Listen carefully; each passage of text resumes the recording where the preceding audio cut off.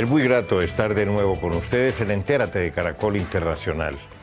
En el día de hoy vamos a conversar sobre la corrupción que afecta a Colombia en todos los estamentos porque ninguno se salva. El 87% de la gente en Colombia, de acuerdo con encuestas confiables, piensan que la justicia realmente hace muy poco, es inoperante para frenar este fenómeno que no es colombiano, es mundial, se da en España, se da en Alemania, en Argentina, en México, en Estados Unidos, en todas partes. Y nadie más indicado que Fernando Carrillo Flores, actual Procurador General de la Nación, para abordar este tema por toda la experiencia y la trayectoria que tiene el doctor Fernando Carrillo. Él siendo muy joven, creo que tenía escasos 20 años, 20 y piquitico, pues fue uno de los promotores de la séptima papeleta que se abrió paso para la Asamblea Nacional Constituyente del año de 1991, que quedó coja en algunas cosas o corta en otras. El doctor Carrillo, aparte de haber sido profesor universitario, tratadista, autor de muchos libros y de muchos ensayos, ha sido también ministro de Justicia, ha sido embajador en Francia, ha sido embajador en España, tiene una larga trayectoria, es un destacado jurista en concepto de todos sus colegas y actualmente tiene el toro por los cuernos desde la Procuraduría General de la Nación. Cambio brusco se pensó y se presentó en ese despacho, ahora está bajo realmente una orientación que tiene claridad en los objetivos, en las metas, que no se politizó como la Procuraduría anterior. Doctor Carrillo, bienvenido. Un gran placer estar aquí, Darío, con ustedes. A ver, se generó bastante expectativa en los últimos días como consecuencia de la cumbre de la justicia que hubo en Pasto la semana pasada con la asistencia de los presidentes de las altas cortes, todas, y también del presidente y del ministro de Justicia, del fiscal, del contralor y usted como procurador. Se explicaron algunas conclusiones generales. ¿Por qué la corrupción ha aumentado tanto en Colombia?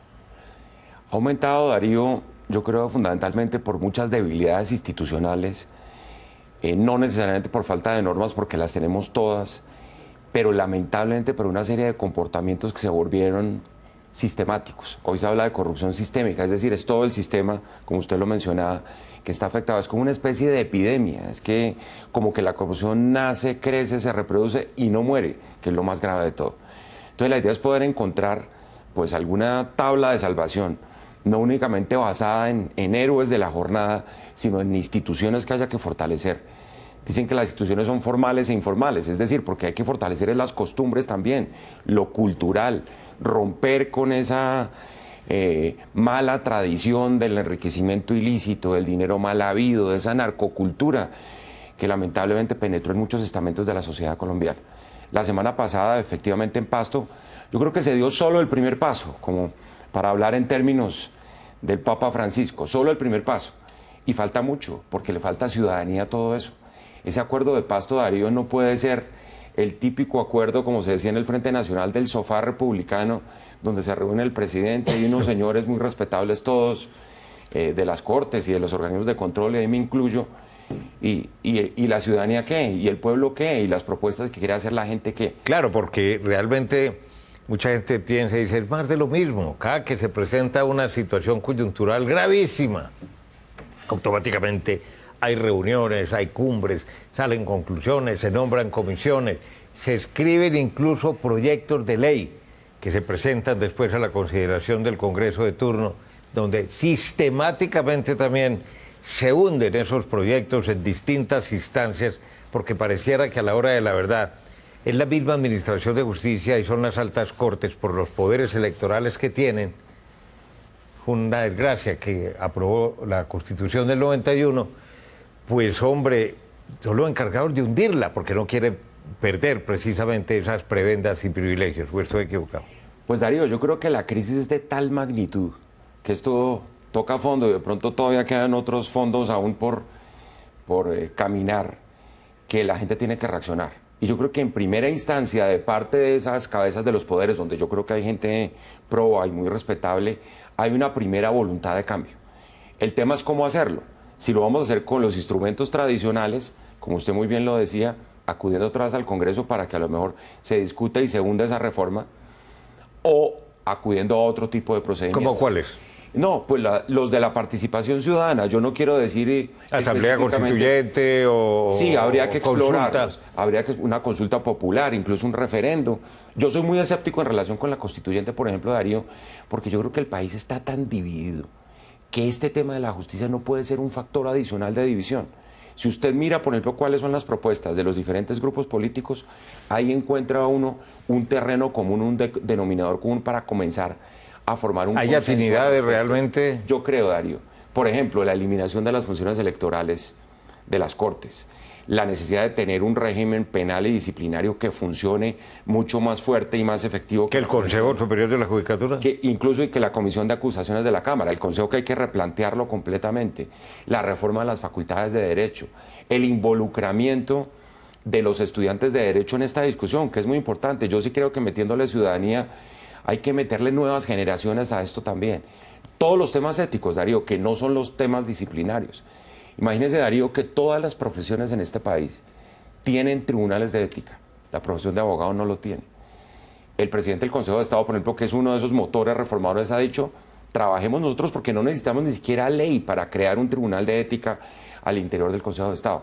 Porque hay una cantidad de reformas inmediatas que no requieren ni ley ni reforma constitucional. Pero falta la voluntad. Exacto, eso es lo que ha faltado siempre, porque además del sector justicia, yo trabajé mucho tiempo, Darío, en la cooperación internacional en temas de justicia. El sector justicia en Colombia está absolutamente sobrediagnosticado. Todo el mundo sabe lo que hay que hacer. Mira, hay que modificar. No, nadie lo hace. Cuando se emprenden esas reformas se hunden por cualquier razón. Pura ausencia de voluntad política. Pero fundamentalmente, exactamente, por razones políticas. Entonces, Darío, si uno encuentra eso, y digo que lo de Pasto es un primer paso, pero no puede ser concebido como allá en el rincón de Pasto, donde se metieron los de siempre a decir que esta vez iban a reformar las cosas. No podemos caer en esa trampa. Nosotros, de hecho, en la Procuraduría comenzamos la semana pasada en Medellín con 40 decanos de facultades de Derecho, 2 días antes de la cumbre de Pasto. Estuvimos en Bogotá el martes, tuvimos una reunión con algunos voceros estudiantiles en Pasto el miércoles. Esta semana vamos a Manizales, la semana entrante vamos a Arauca. ¿En el mismo plan? Sí, señor. En el plan de oír a la ciudadanía, porque la ciudadanía está más que nunca indignada en relación con lo que ha pasado. Y ir a la universidad y a las facultades de Derecho, exacto, que tienen mucho que decir en esa materia. Son los que más tienen que decir, porque nunca han sido oídos, Darío. Entonces hay que oír a los actores que nunca han funcionado. Digamos, hay 2 corporaciones de justicia que son la excelencia de la justicia y de justicia, que son claves porque tienen los estudios de lo que hay que hacer. La Academia Colombiana de Jurisprudencia. Yo estuve la semana pasada, un interés absoluto, armaron 4 grupos de trabajo. Hay gente de la ciudadanía que no pertenece al estamento del gobierno. Que quiere ayudar y aportar. Que quiere participar y tiene magníficas ideas. Yo creo que esa es la oportunidad. Ya regresamos en Entérate de Caracol Internacional con el Procurador General de la Nación de Colombia, Fernando Carrillo Flores.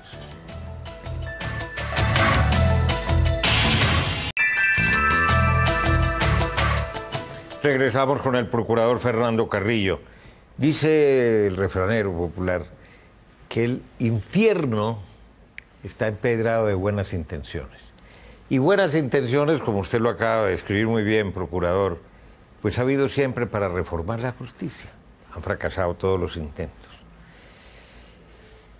Resulta que entramos en una etapa política con elecciones para Congreso en marzo, después las presidenciales en mayo. Ya los ánimos están polarizados, las aspiraciones políticas, aquí todo se vale, empezó a jugar. ¿No es inoportuna la coyuntura de empezar a debatir o a plantear este tema? Yo creo que es un poco lo contrario, Darío, porque yo creo que lo que hay que tratar es consolidar un gran acuerdo nacional que no sea un acuerdo de gobierno, sino un acuerdo de Estado, y dentro del Estado está la ciudadanía. Por eso yo decía, lo de Pasto la semana pasada, un punto de partida muy pequeño, pero si uno logra que todas las fuerzas políticas y sociales concurran antes del proceso electoral del año entrante, en un acuerdo donde haya 5 o 6 puntos de reforma, uno tiene un logro indiscutible. ¿Pero quién lo va a liderar? Bueno, varios sectores, pero yo creo que la ciudadanía fundamentalmente. Todos esos actores que han estado sueltos tienen que decir esta vez, aquí estamos firmes. ¿Quién representa a la ciudadanía? Pues muchos estamentos, yo creo, Darío. Las facultades de derecho, los estudiantes, los profesores, los magistrados, los jueces que nunca han sido... Mire, siendo eficaces, porque el Estado colombiano está diseñado para que no funcione, y lo ha demostrado hasta la saciedad. Usted lideró la séptima papeleta y la sacó adelante. Todo siempre necesita un líder que tenga capacidad de convocatoria. ¿Usted se le va a medir a eso? Pues nosotros no le vamos a medir a crear una plataforma ciudadana de participación para la reforma de la justicia. Darío, en eso estamos, consultando toda la opinión pública y partiendo de una premisa que creo que es fundamental, que responde a la primera pregunta del programa. Es que el problema del país es de una catástrofe ética, fundamentalmente, que no tiene que ver con las normas, en la mayoría de los casos. Aquí, como alguien decía, hemos expedido todas las normas, pero seguimos dando mal ejemplo. Y eso es un pésimo mensaje para quienes están dentro del sistema y para los usuarios del sistema. Y eso se cambia ¿cómo? Por la vía no necesariamente de leyes, por la vía, por ejemplo, de la forma como estamos educando a los estudiantes de derecho, por la vía como estamos formando abogados y jueces. De ahí la importancia del cambio, por ejemplo, en el pensum de las facultades de derecho, o los propios ciudadanos. Aquí lo han dicho muchos, ya es un lugar común repetirlo, aquí se acabó la materia de educación cívica en los colegios. Eso es lamentable. Y porque la ética no es propiedad de ninguna religión, Darío.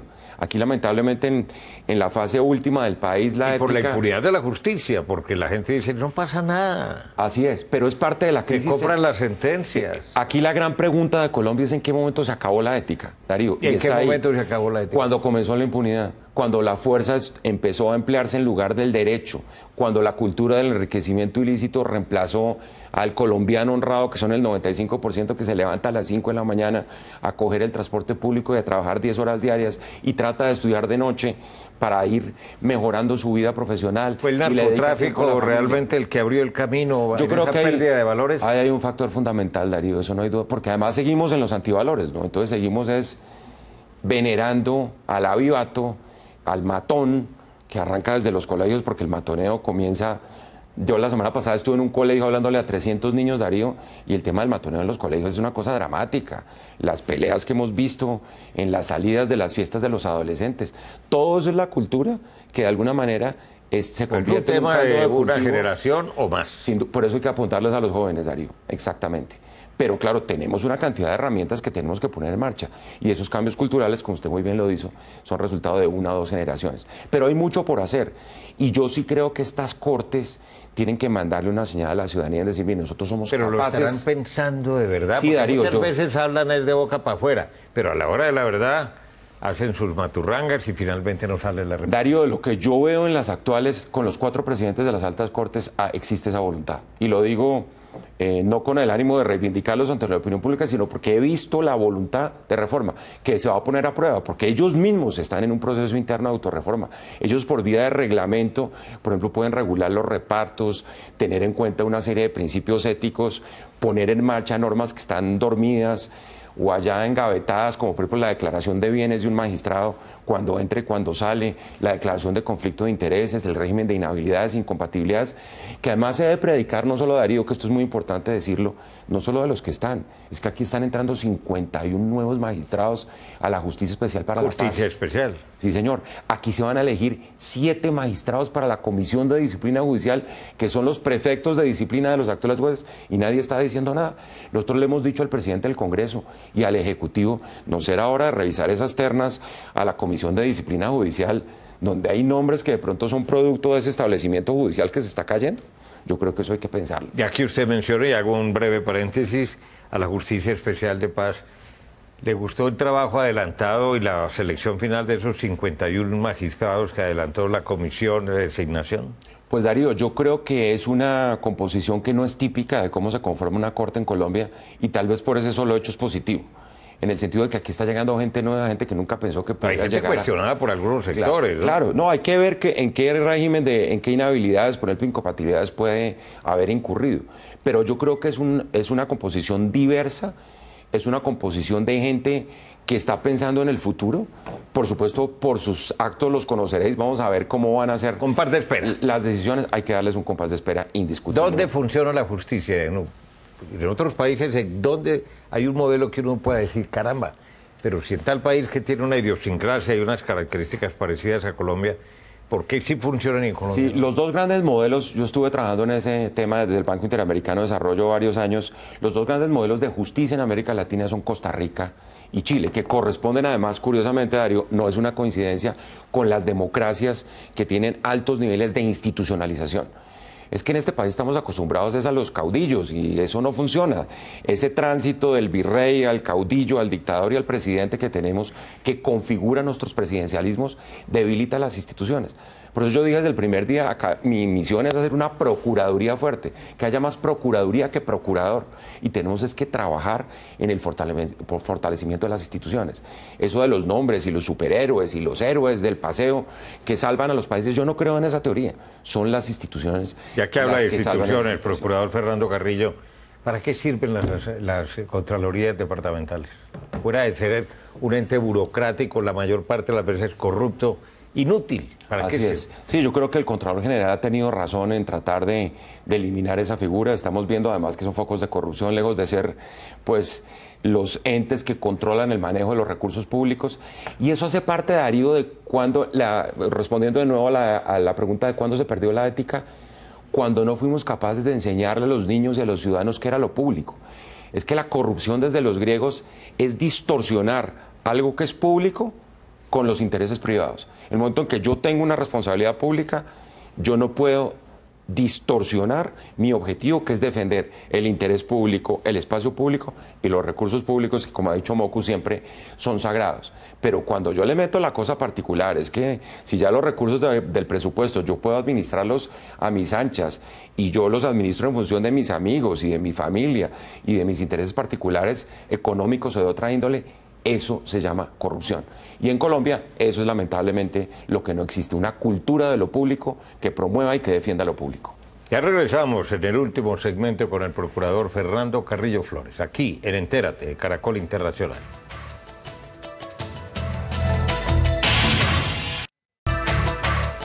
Regresamos en Entérate de Caracol Internacional. ¿Cómo ponerle en consecuencia dientes a toda esa conceptualización que usted nos ha explicado? Yo creo, Darío, que lo primero es demostrarle al país que aquí es necesario acabar con este radicalismo y esta polarización. Los países que avanzan logran grandes pactos de Estado. Y es decir, mire, independientemente de los intereses sectorales que usted y yo vamos a perseguir en el 2018, pongámonos de acuerdo en algo. Lo que, ahí está la justicia. Lo que hablaba Álvaro Gómez Hurtado, sí, señor, sobre lo fundamental. O los famosos pactos de la Moncloa en España, como lo han hecho las grandes sociedades en transición democrática. Y yo creo que eso es posible, Darío. Yo creo que la retaliación, la venganza, la crispación, el odio, como dijo el Papa muy claramente con destinatarios específicos de lo que dijo, yo creo que así no puede funcionar la política. O sea, hay contradicción en la política, pero llegar a los extremos a los que hemos llegado, a la descalificación del enemigo con el insulto y cuestiones de esa naturaleza, eso es lo primero que hay que dejar. Y lo segundo, sentarnos una vez y decir, mire, ¿en qué estamos de acuerdo? Y los países que progresan están de acuerdo en políticas de Estado fundamentales. Por ejemplo, la lucha contra la corrupción tiene que ser una. La salud, Darío, en donde nosotros hemos insistido tanto. ¿Qué modelos ideológicos son los que primen en la definición de una política de salud? Son los derechos de la gente, son los niños que tienen cáncer que no están siendo atendidos, o los ancianos que necesitan una diálisis, en fin. Hay cosas elementales que están por encima de los partidos. Si uno es capaz en un debate electoral, que un poco eso fue lo que hicimos con la séptima papeleta, Darío. Nosotros llegamos tan unidos al proceso de la constituyente en 1991 que la papeleta sacó un 89% de opinión favorable. Si no hubiéramos llegado unidos, la constituyente hubiera sido un desastre. ¿Hay corrupción en la Procuraduría? Yo creo que hay corrupción en todas las entidades. Nosotros estamos dando una batalla interna violenta. Yo estoy tratando de escoger los procuradores regionales y provinciales con los mayores estándares de selección. Pero por supuesto es la cultura, Darío. Es que es la cultura, por ejemplo, la pregunta es, ¿y los que tienen engavetados esos procesos en Yopal, por ejemplo, contra el alcalde y el gobernador, eso es corrupción o no? Pues claro que es corrupción y eso es lo que estamos combatiendo. ¿Y en qué va eso? muy adelante, Darío. Estamos en un proceso, claro, son 32 departamentos, pero yo creo que hemos mostrado muchas acciones, no solo en el famoso caso de Odebrecht, sino que, por ejemplo, con los temas sociales. Nosotros hemos dicho que hay dos prioridades. Uno, la salud y la alimentación. Por ejemplo, la alimentación de los niños. Los tales programas de alimentación escolar, donde, Darío, hay mafias enteras que se han apoderado de la contratación, donde uno mira cuál es la ración alimentaria que dan a un niño en el Meta o en cualquiera de los departamentos donde hemos hecho investigaciones, y eso es una vergüenza. Ahora, en este punto y hora, ¿cuál va a ser el camino? ¿Asamblea constituyente, consulta popular, forma tradicional a través del Congreso de la República? Sí. Porque ahí es donde puede estar el enredo, ¿no? Claro, yo solo sé una cosa, Darío, que acudir al Congreso en época electoral, eso sí es meternos en la mitad de la batalla, y eso no tiene sentido. Primero, porque la legislatura comienza en enero y en marzo hay elecciones. Y segundo, porque de marzo a julio, pues el problema sería tener una serie de parlamentarios que ya no son parlamentarios, porque lo que están diciendo es que se va a renovar el Congreso. Entonces, así citen a sesiones extraordinarias, por ejemplo, desde enero, esos parlamentarios van a estar en campaña. Cuando comienza oficialmente la legislatura, el 16 de marzo, la mayoría, digámoslo así, ya están fuera del ejercicio parlamentario porque llegaron unos nuevos, y los nuevos no se han posesionado. Entonces, ¿qué reforma puede salir del Congreso? Ninguna. Y la constituyente es el riesgo de la división.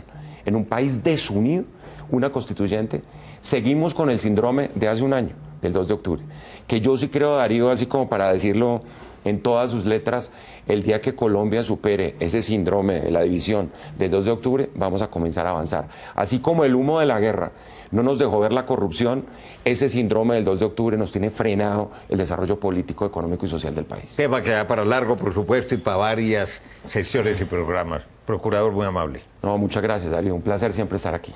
Recuerden que ustedes pueden seguirnos en Twitter a través de nuestra cuenta @enteratecaracol. También puede escribirnos a través del correo electrónico enterate@caracoltv.com.co. Visiten nuestra página web www.noticiascaracol.com/entérate. Allí podrá acceder a todos nuestros capítulos completos y los espero, como siempre, la próxima semana.